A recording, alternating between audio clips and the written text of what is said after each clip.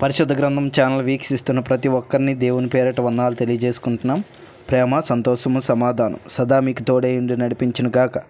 నిన్నటి దినాన కీర్తనల గ్రంథం 143వ అధ్యాయం చదువుకున్నాం. ఈరోజు కీర్తన గ్రంథం 144వ అధ్యాయం చదువుకున్నాం. నాకు ఆశ్రయదుర్గమగు యెహోవా సన్నుతింపబడును గాక. ఆయన నా చేతులకు యుద్ధమును నా వేళ్లకు పోరాటమును నేర్పివాడై ఉన్నాడు. ఆయన నా కృపనిధి, నా కోట, నా దుర్గము, నన్ను తప్పించేవాడు, నా కేడము, నేను ఆశ్రయించేవాడు. ఆయన నా జనులను నాకు లోబర్చువాడై ఉన్నాడు. యెహోవా, నీవు నరులను లక్ష్యపెట్టుటకు వారేపాటివారు? నీవు వారిని ఎన్నిక చేయుటకు మనుషులు ఏపాటివారు? నరులు వట్టి ఊపిరిని పోలి ఉన్నారు, వారి దినములు దాటిపోవు నీడవలే ఉన్నవి. యెహోవా, నీ ఆకాశమును వంచి దిగిరమ్ము. పర్వతముల పొగ రాజునట్లు నీవు వాటిని ముట్టుము. మెరుపులు మెరిపించి వారిని చెదరగొట్టుము.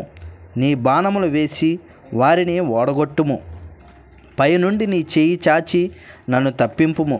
మహాజలములలో నుండి, అనుల చేతిలో నుండి నన్ను విడిపింపుము. వారి నోరు ఒట్టి మాట్లాడుచున్నది, వారి కుడి చేయి అబద్ధముతో కూడి ఉన్నది.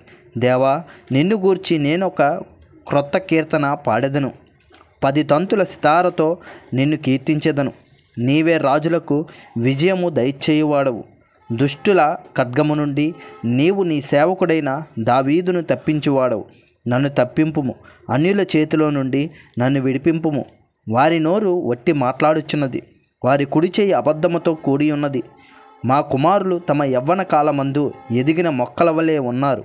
మా కుమార్తెలు నగరునకై చెక్కిన మూలకంబము వలె ఉన్నారు. మా కొట్లు నింపబడి పలు విధములైన ద్రవ్యములకు నిధులుగా ఉన్నవి.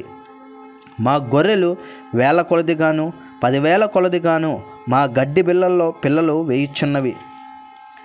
మా ఎడల గొప్ప బరువులు మోయగలవి. మా వీధులలో చొరబడుటైనను ఉరకలెత్తుటైనను లేదు. వాటిలో శ్రమగల వారి మొర వినబడుటైనను లేదు.